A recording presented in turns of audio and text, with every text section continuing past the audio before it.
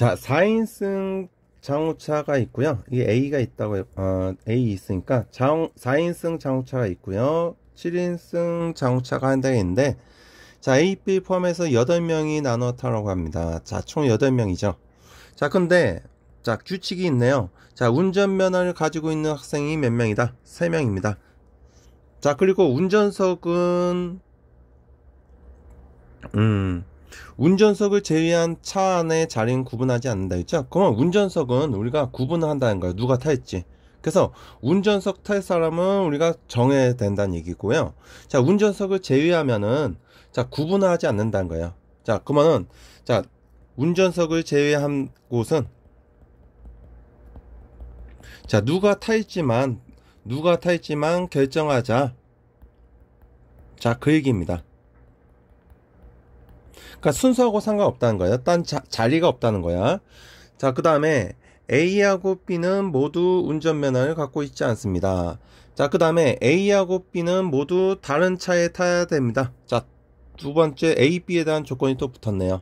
자, 그럼 우리가 조건이 붙으면은 1번하고 2번하고 먼저 나눠서 생각하면 됩니다. 자, 그러면은 우리가 4인승하고 그 다음에 7인승 차가 있습니다.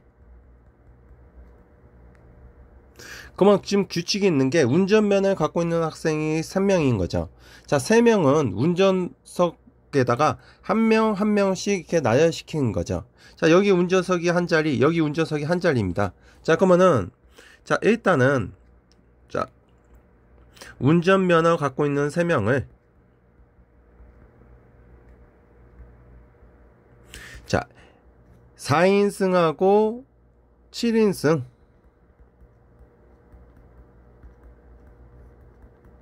자, 거기에 운전석에다가 나열시켜야 됩니다. 자, 그러면은 3명을 두 자리에다 나열시키는 방법이니까 그냥 3P2에서 6가지가 되는 거고요.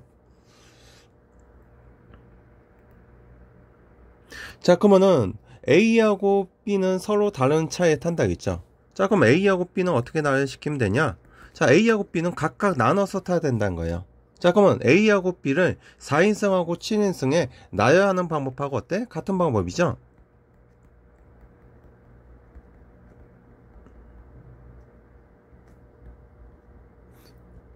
자, 그러면 결국은 얘는 두 가지가 되게 됩니다. 자, 그러면 지금 4인승에 남은 자리가 두 자리가 남고요.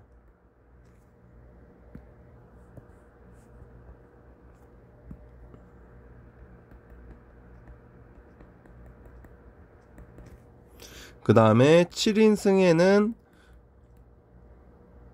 남는 게 5자리가 남는 거죠. 자, 운전석에 한 명씩 앉았고 A, B가 나눠 탔으니까 두 명씩 탔으니까 두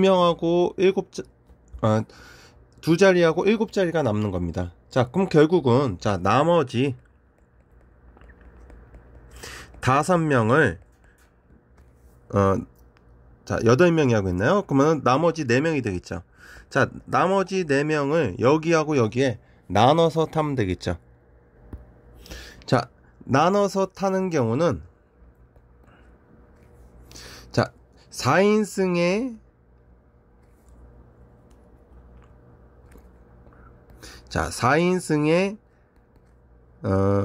한 명도 안 타는 경우가 있고 4인승에 한 명 타는 경우 4인승에 2명 타는 경우 4인승에 3명 타는 경우 세 가지 나눠서 생각하면 됩니다. 자, 4인승에 한 명 0명 탔으면은 7인승에 4명을 타야 되는 거죠. 자, 그러면은 자, 4명이 모두 7인승에 타야 되니까 얘는 한 가지가 된 거고요. 자, 4인승에 한 명 탔으면은 7인승에 3명을 타야 됩니다. 그러면 4인승에 한 명 탈 사람을 결정하는 거죠. 자, 그러면은 4시 1이 되겠고요. 자, 나머지 3명은 무조건 7인승에 타니까 결국은 4가지가 되겠죠. 자, 4인승에 2명을 탔으면 7인승에는 2명을 타야 되는데 자, 얘는 4시 2가 되겠고요. 그 다음에 6가지가 나오겠죠. 자, 4인승에 3명을 타야 되는데 4인승에 남은 자리가 몇 자리야? 2자리니까 요거는 아예 되지도 않는 겁니다. 자, 그럼 결국은 자, 우리가 구할 수 있는 거는 자, 얘는 1가지, 4가지, 6가지니까 11가지가 되겠죠. 자, 그러면 내가 구하고자 하는 거는 자, 운전석을 나누는 방법은 몇 가지? 6가지죠. 자, 그 다음에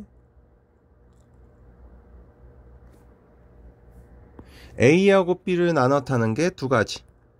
자, 그 다음에 남은 4명을 나눠서 태우는 방법이 11가지. 자, 곱해주면은 12 곱하기 11에서 132가지가 됩니다.